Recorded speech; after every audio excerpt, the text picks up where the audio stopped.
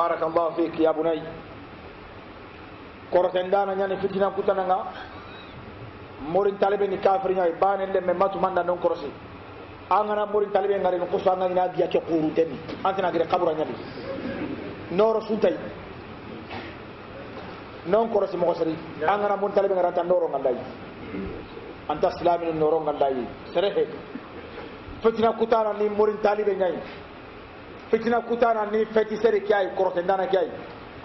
kebe ga tawhidin kono fitina kutana hitan kama bil aks alli soronya jara nautu kem mishire diere madura kempa angana wajini mishire sudanga se jeni kama problem tabakari angana se garanton kama problem tabakari angana kati tawhidin ngasu ya ko ngadumunu mani ga sababuda aya ni saharenga tuko tamuro na moton to hawre manna tiga motena bugo wasibe gi maga kati ustazi nunga qara tawhidin ko aga gama ko su Allah waga kata Allahu akbar ke bana ninga ko naga aga gama tawhid ke ko no su Allah naga sidina suangma no sampa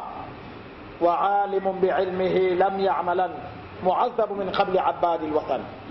العالم إذا لم يعمل بعلمه دخل النار 1000 عام قبل المشرك والعياذ بالله توانا اغما قلتي تواغو اورنو امبندي وجون سينه الا كفانا كان الله اكبر توانا به غما توحيد كي كونو دا الله نان كتا اونتا يام فنا مخا اندو جامبا نعم الله كويوي انغما الله كويو ما يام فما سارنو كو دوروني قران ياونو دا الله تولا كونيدا قرا كو فتنه كوتيه لمه ولا توحيد كي كو qara kiyandiya Allah kurenya na gaide ho gama kiyandi ando Allah wa mai anya yahudiya naga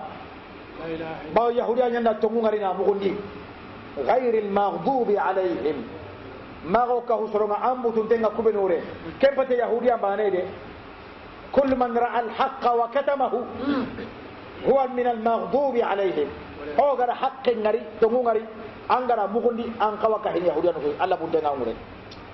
wala dali wala hosan kunte ko wan nasara aro bidia dungo changunde nange ko itrini wati ni